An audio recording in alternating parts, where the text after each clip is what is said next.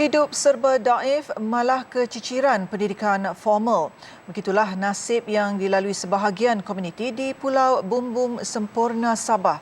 Namun di sebalik kekurangan itu, mereka tidak melepaskan peluang mendalami ilmu agama di Pusat Pembelajaran Islam di Masjid Al-Quran Kampung Tanjung Baru. Skuad Hijrah Prihatin Panggilan Pulau bersama Pertubuhan Yayasan Mihrab menyelami kisah mereka di sana.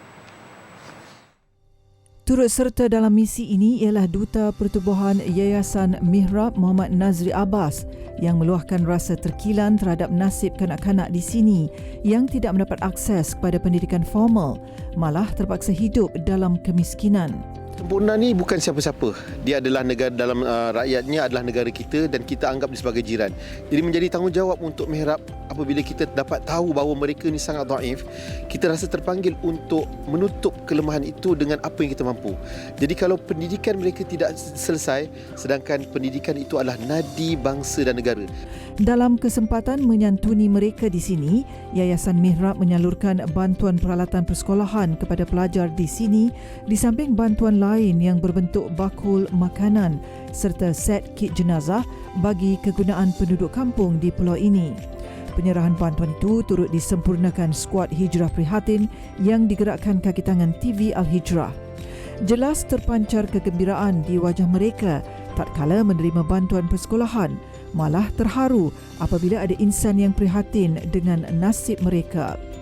Seronok, dan lagi-lagi di sini ada mengajar kami dan lagi baik. Ya, kami dinampak di sini macam kasihan.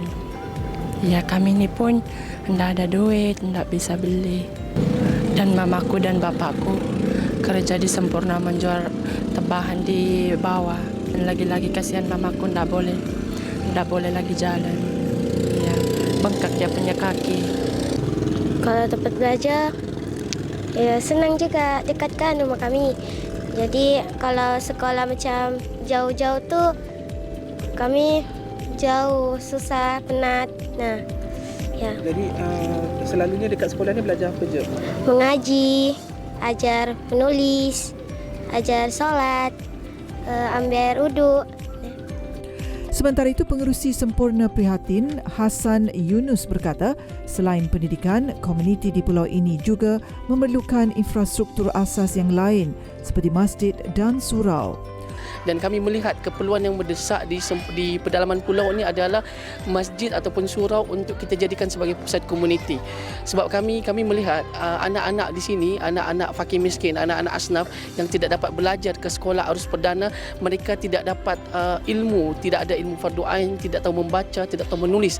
Jadi kami melihat keperluan masjid ataupun surau ini dijadikan sebagai pusat komuniti untuk mereka bukan sahaja beribadah dan untuk juga menada ilmu, untuk belajar. Orang ramai yang ingin menyumbang bantuan boleh disalurkan ke akaun Pertubuhan Mihrab seperti tertera atau hubungi talian 0111 9632 876.